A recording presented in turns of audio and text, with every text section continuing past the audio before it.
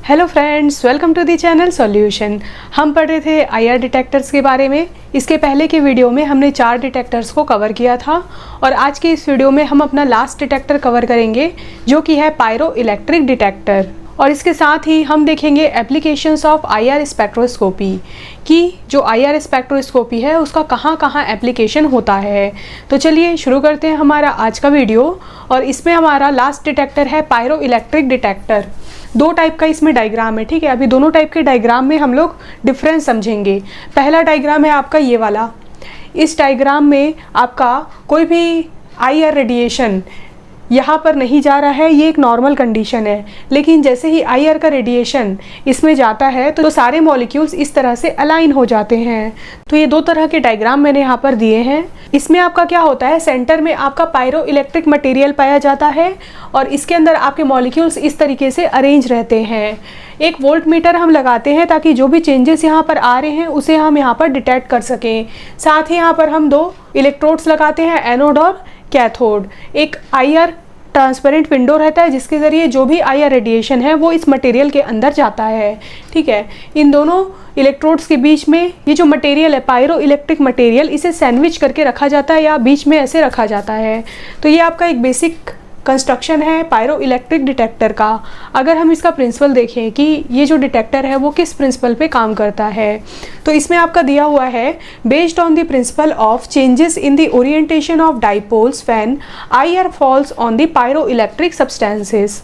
तो इसका कहने का क्या मतलब है कि जब भी आईआर रेडिएशन इस पायरो इलेक्ट्रिक सब्सटेंस में पड़ेगा, ठीक है, बीच में हमने लगाया है पायरो इलेक्ट्रिक सब्सटेंस, तो जब भी आईआर का रेडिएशन इस पायरो इलेक्ट्रिक सब्सटेंस पे पड़ता है तो आपका जो मॉलिक्यूल्स हैं इसके अंदर में उनका जो ओरिएंटेशन है वो अलाइन हो जाता है, एक ही डायरेक्शन में वो सेट हो जाते हैं, या कहना चाहिए उनका जो डाइपोल है उसके ओरिएंटेशन में चेंजेस आते हैं। सारे के सारे मॉलिक्यूल्स हैं वो एक ही डायरेक्शन में इस तरीके से सेट हो जाते हैं या अलाइन हो जाते हैं और इससे एक इलेक्ट्रिक फ्लो का जनरेशन होता है जिसे हम इस वोल्ट मीटर से डिटेक्ट कर लेते हैं। तो ये आपका एक बेसिक प्रिंसिपल होता है पायरो इलेक्ट्रिक डिटेक्टर का। अब अगर हम इसका मैकेनिज्म की बात करें या फिर वर्किंग देखें तो इसमें आपका सबसे पहला पॉइंट दिया हुआ है made up of temperature sensitive ferroelectric material. ये आपका किसका बना होता है, ये जो सेंटर वाला पार्ट है यही इस डिटेक्टर का सबसे मेन पार्ट है और ये आपका बना होता है temperature sensitive ferroelectric material का, ठीक है। फेरो इलेक्ट्रिक मटेरियल और वो क्या है आपका टेम्परेचर सेंसिटिव है, यानी कि जैसे ही टेम्परेचर इस मटेरियल पे पड़ेगा तो कोई ना कोई चेंजेस हमें देखने के लिए मिलेंगे। तो ये मटेरियल आपका क्या होता है, ड्यूटेरियम ट्राइग्लिसरीन सल्फेट। ये आप याद रखेंगे, ये आपका फेरो इलेक्ट्रिक मटेरियल का यहाँ पर एग्जाम्पल है, ठीक है।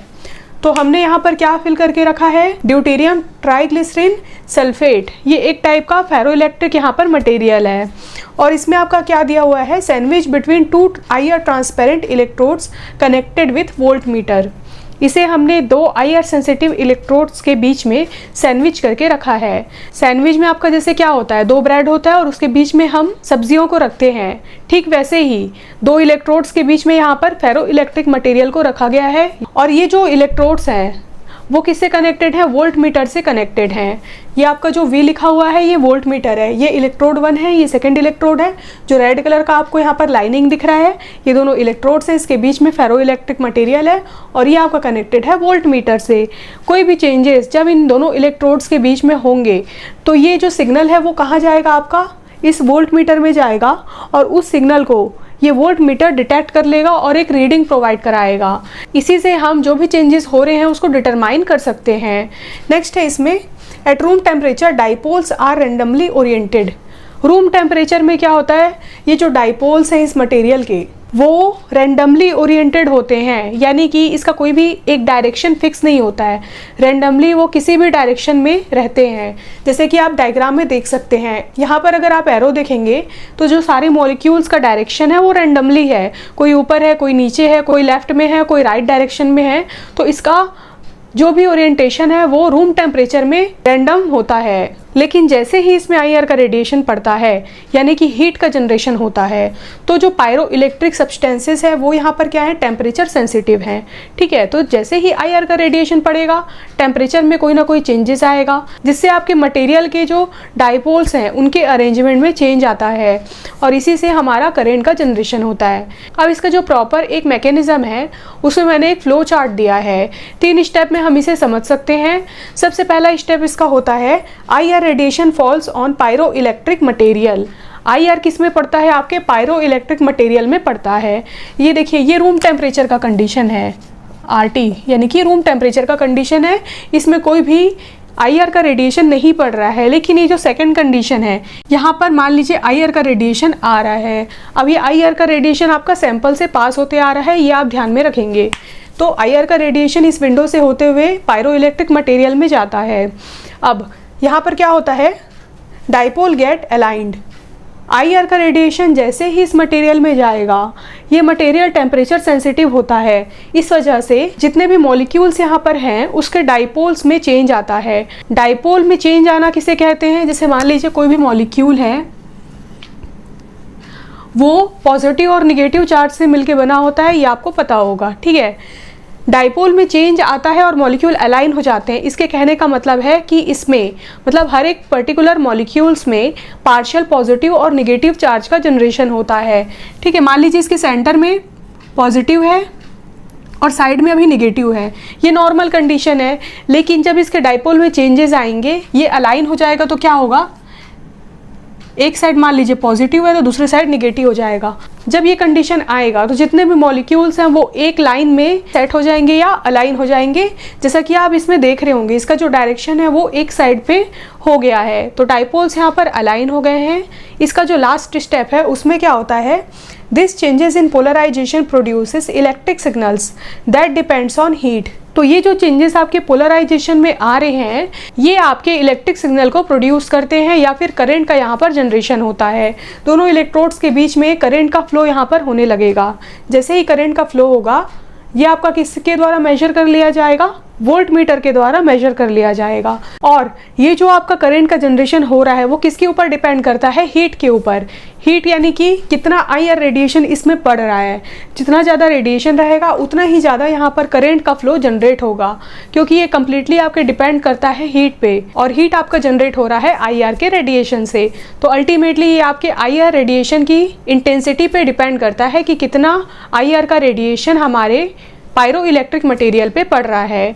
तो उससे हमारा जो भी हीट का जनरेशन होगा वो इस मीटर में डिटेक्ट हो जाएगा और हमें एक रीडिंग मिल जाएगा। इसका नेक्स्ट पॉइंट है, pyroelectric substances loses its polarisation above Curie temperature. देखिए, क्यूरी टेम्परेचर के ऊपर इसका जो भी पोलराइजेशन का प्रॉपर्टी है पायरो इलेक्ट्रिक मटेरियल का, वो ख़त्म हो जाता है। तो इसके लिए हमें रूम टेम्परेचर से ऊपर का टेम्परेचर चाहिए और क्यूरी टेम्परेचर से नीचे का टेम्परेचर चाहिए। ठीक है, अगर रूम टेम्परेचर में करेंगे तो भी यहाँ पर किसी भी तरीके का चेंजेस पोलराइजेशन में नहीं होगा, और अगर हम क्यूरी टेम्परेचर में इसे परफॉर्म करेंगे तो भी क्या होगा, इसका जो प्रॉपर्टी है पोलराइजेशन का वो यहाँ पर बदल जाएगा। क्यूरी टेम्परेचर ऐसा टेम्परेचर होता है जिस टेम्परेचर में जो भी मॉलिक्यूल्स है वो अपनी मैग्नेटिक प्रॉपर्टी को खो देते हैं या लॉस कर देते हैं, उसे कहा जाता है क्यूरी टेम्परेचर। तो हमें यहाँ पर टेम्परेचर का भी ध्यान रखना है कि बहुत ही ज़्यादा अगर हाई टेम्परेचर होगा, क्यूरी टेम्परेचर का कंडीशन आ जाएगा, तो जो मॉलिक्यूल्स हैं वो अपनी मैग्नेटिक प्रॉपर्टी को लॉस कर देंगे, जिससे हमें कोई भी चेंजेस पोलराइजेशन में देखने के लिए नहीं मिलेंगे।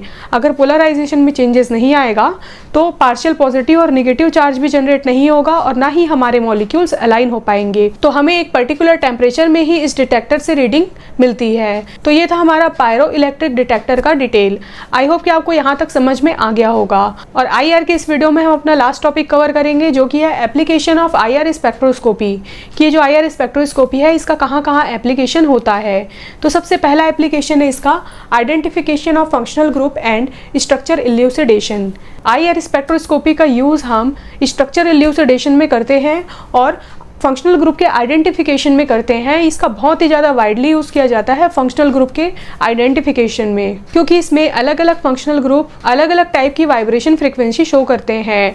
तो इससे हम उस फंक्शनल ग्रुप का डिटेक्शन कर सकते हैं कि वो किस तरह का ग्रुप है। साथ ही अगर हमें ग्रुप का पता चल गया कि किसी मॉलिक्यूल्स में कौन कौन से ग्रुप हैं, तो हम उसका एक स्ट्रक्चर इल्यूसिडेशन भी कर सकते हैं कि हमें अगर मान लीजिए OH का रीडिंग 3500 के आसपास मिल रहा है, CO का रीडिंग मान लीजिए हमें 1700 के आसपास मिल रहा है, फिंगरप्रिंट रीजन हम इसमें देखेंगे, फंक्शनल ग्रुप रीजन देखेंगे, और इन सारे चीज़ों को ध्यान में रखते हुए हम लोग ये पता कर सकते हैं कि किसी भी मॉलिक्यूल में कौन कौन से ग्रुप्स प्रेजेंट हैं, कौन कौन से एटम्स प्रेजेंट हैं, और इससे हम उस मॉलिक्यूल का स्ट्रक्चर बता सकते हैं। जैसे एग्जांपल के लिए मैंने CO ग्रुप का दिया हुआ है, तो इसका एक पर्टिकुलर फ्रिक्वेंसी हमें कहाँ मिलता है, 1717 के पास में मिलता है। वहीं जैसे OH की बात करें तो उसका जो रीडिंग है वो हमें 3500 के आसपास मिलता है। इसके अलावा CH स्ट्रेचिंग 3000 के आसपास मिलता है। तो इस तरीके से अलग अलग ग्रुप्स के, अलग अलग फंक्शनल ग्रुप के अलग अलग रीज़न होते हैं जिससे हम उसका आइडेंटिफिकेशन कर सकते हैं। यह आपका पहला एप्लीकेशन है। दूसरा एप्लीकेशन है इसमें identification of substances like alkenes, cycloalkenes, aromatic hydrocarbons etcetera. तो देखिए इसमें हम क्या कर सकते हैं, किसी भी सब्सटेंस का आइडेंटिफिकेशन कर सकते हैं कि उस सब्सटेंस में किस तरह के ग्रुप प्रेजेंट हैं, एल्कीन प्रेजेंट है या फिर एल्केन प्रेजेंट है या फिर साइक्लोएल्केन प्रेजेंट है, एरोमेटिक हाइड्रोकार्बन्स प्रेजेंट हैं। तो देखिए एल्कीन है तो उसका जो CH स्ट्रेचिंग है वो एक अलग रहेगा, अगर साइक्लोएल्केन है तो उसका CH स्ट्रेचिंग एक अलग फ्रिक्वेंसी में रहेगा। एरोमेटिक हाइड्रोकार्बन्स का जो स्ट्रेचिंग आता है वो हमें एक स्पेसिफिक रीजन में मिलता है। तो इस तरीके से हम क्या कर सकते हैं, उस पर्टिकुलर सब्सटेंस में किस तरह के रिंग सिस्टम प्रेजेंट है उसका भी हम यहाँ पर पता कर सकते हैं। इसका तीसरा है स्टडिंग दी रिएक्शन प्रोग्रेस। रिएक्शन प्रोग्रेस में इसका यूज़ किया जाता है। ये कैसे किया जाएगा, मान लीजिए आपने कोई भी रिएक्शन लगाया है, ठीक है, मान लीजिए आप यहाँ पर कोई भी रिएक्टेंट ले रहे हैं A और B, और इससे हमारा मॉलिक्यूल बन रहा है AB, ठीक है। दो रिएक्टेंट है और उससे हमारा प्रोडक्ट, एक कंबाइंड प्रोडक्ट बन रहा है AB। अब मान लीजिए कि हमने ये रिएक्शन को लगाया, उसके बाद हम क्या करेंगे, मान लीजिए 24 घंटे का रिएक्शन है, तो हम रिएक्शन हो रहा है या नहीं हो रहा है, उसमें कितना प्रोग्रेस हुआ है, उसको चेक करने के लिए IR स्पेक्ट्रोस्कोपी का यूज़ करते हैं।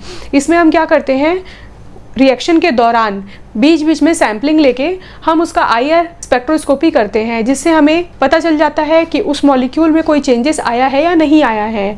मान लीजिए उसमें कोई भी चेंजेस नहीं आया है तो हमें अपने प्रोडक्ट में A और B का स्ट्रक्चर देखने के लिए मिलेगा, लेकिन मान लीजिए कि अगर उसमें कोई भी चेंजेस आ गया है तो इसका जो रीडिंग है वो यहाँ पर बदल जाएगा, एक कंबाइंड रीडिंग हमें देखने के लिए मिलेगा।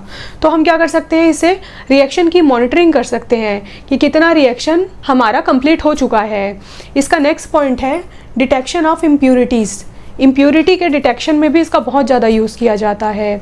इम्प्यूरिटी का डिटेक्शन, जैसे कि मान लीजिए हमने कोई भी ड्रग परचेज़ किया है, जैसे कि आइबुप्रोफेन, हमने मार्केट से आइबुप्रोफेन लिया, अब हमें देखना है कि वो कंपाउंड प्योर है या नहीं है।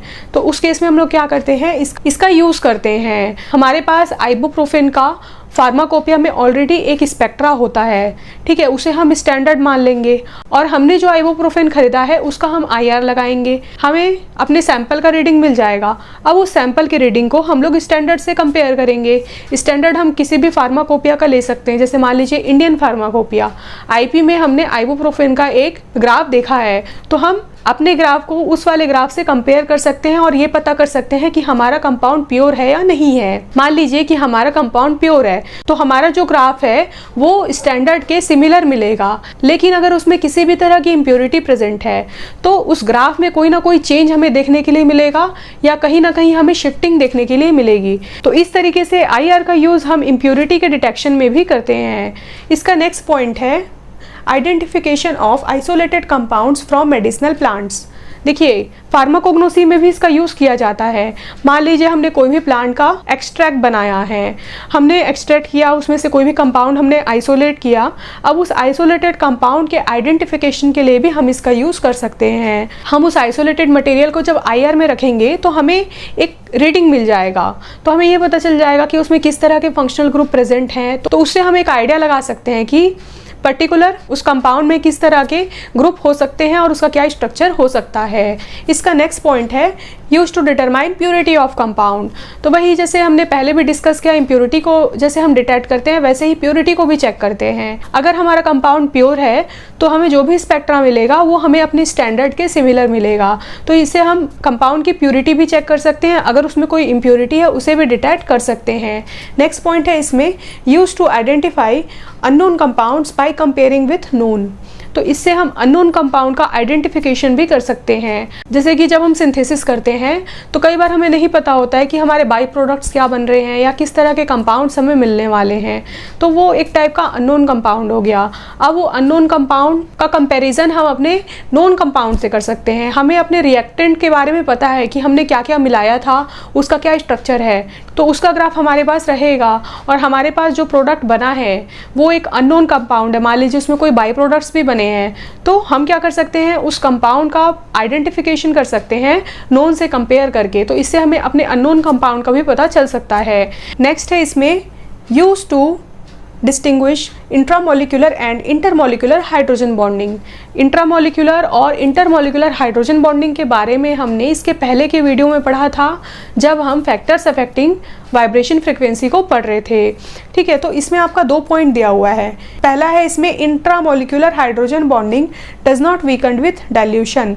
जो इंट्रामोलिकुलर हाइड्रोजन बॉन्डिंग होती है उसमें डाइल्यूशन का कोई भी इफेक्ट नहीं होता है, उसमें किसी भी तरीके का चेंजेस आपकी एब्जॉर्प्शन स्पेक्ट्रा में नहीं मिलता है। वहीं दूसरी तरफ intermolecular hydrogen bonding weakens with dilution results in change in vibration frequency. अगर उसमें इंटरमोलिकुलर हाइड्रोजन बॉन्डिंग है तो उसमें आपका क्या होगा, जैसे ही हम उसे डाइल्यूट करेंगे तो उसके वाइब्रेशन फ्रिक्वेंसी में चेंजेस आएंगे, यानी कि उसमें किसी भी तरीके का शिफ्टिंग हमें देखने के लिए मिल सकता है, या जो शेप है आपके पीक का वो बदल सकता है। तो हमारे सैंपल में मान लीजिए हमने उसे डाइल्यूट किया और अगर उसमें कोई भी चेंजेस आ रहा है तो हम ये कह सकते हैं कि उसमें इंटरमोलिकुलर हाइड्रोजन बॉन्डिंग है।